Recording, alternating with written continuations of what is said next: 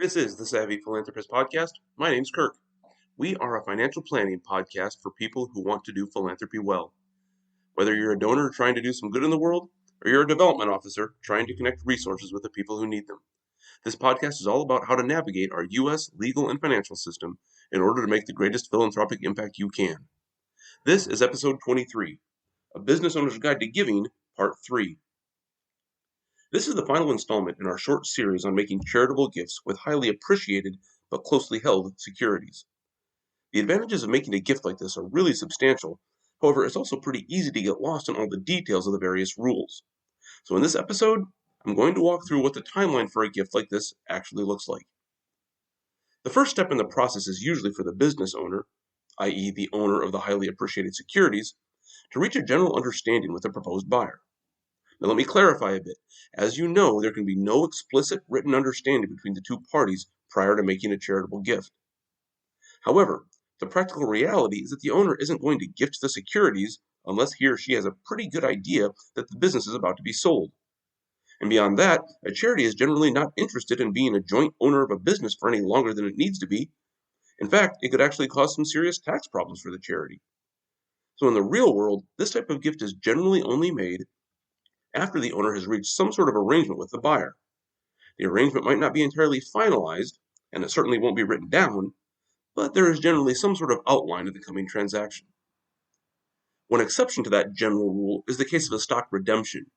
If you remember, a redemption is simply the case where the buyer is the company itself, sort of a stock buyback transaction. In that case, the current owner is going to be the buyer too, so there's no need to really negotiate with a third party. But in any event, once a general outline of the deal is reached and understood, then the owner can start the process of making the charitable gift.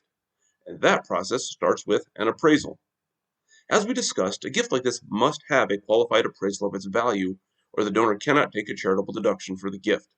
So get the appraisal. While the appraisal is being done, the donor is probably going to be deep in conversation with the charity about how the gift is going to be used. Is the ultimate gift going to be endowed, or will it be used as cash? Will its use be subject to particular terms, or will it be at the discretion of the charity? These are the sorts of questions that will be answered in some sort of gift agreement with the charity. So now the appraisal is done, and the negotiations with the charity are complete. Now the donor actually makes the gift and transfers the assets to the charity. More precisely, the donor transfers the assets to whatever charitable vehicle has been agreed by all the parties involved. If you remember from the last episode, that charitable vehicle could be one of several different things. It could be the operating charity itself, which will take the proceeds of the sale and then use them per the gift agreement. Or the vehicle could be a charitable remainder trust, a donor-advised fund, or one of a couple of different things. But in any event, the donor gets the appropriate tax deduction for the transfer.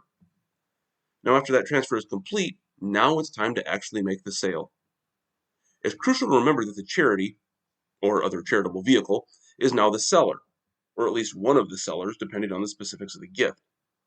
That means that the charity's legal counsel will at least need to be involved in some way. Obviously, the charity is not the primary driver of the deal, and in real life, the charity will almost certainly just follow the donor's instructions. Nonetheless, the charity does have an obligation to the public to at least make sure its own concerns are reviewed and addressed if necessary. This is the point now where the buyer and the seller actually start putting the deal on paper.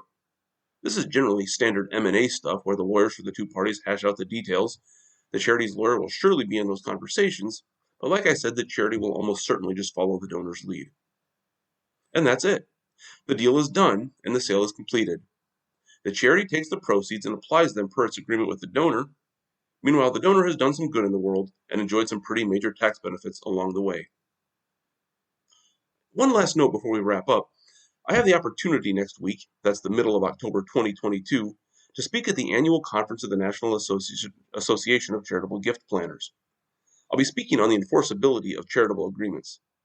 Basically, if you make a charitable gift with some restrictions, and the charity fails to stick to those restrictions, who has the right to enforce the agreement?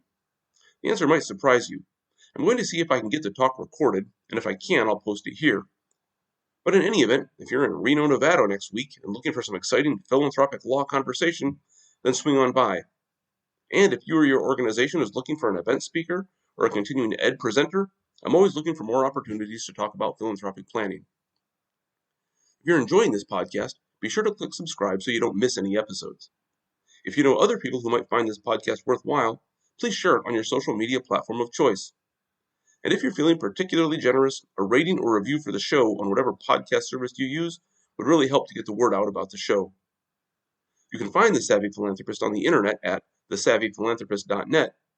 You can find me on LinkedIn at the link below in the show notes, and you can follow me on Twitter where I am at RossPlan. Lastly, if you have any ideas, suggestions, or helpful insights, feel free to email me at thesavvyphilanthropist@gmail.com. That's it for episode 23. Thanks for listening. Next week, we'll have a short discussion on how to make certain kinds of non-cash gifts, things like giving books to a library or microscopes to a chemistry department, things like that. Until then, remember, do well, then do good, but always be savvy.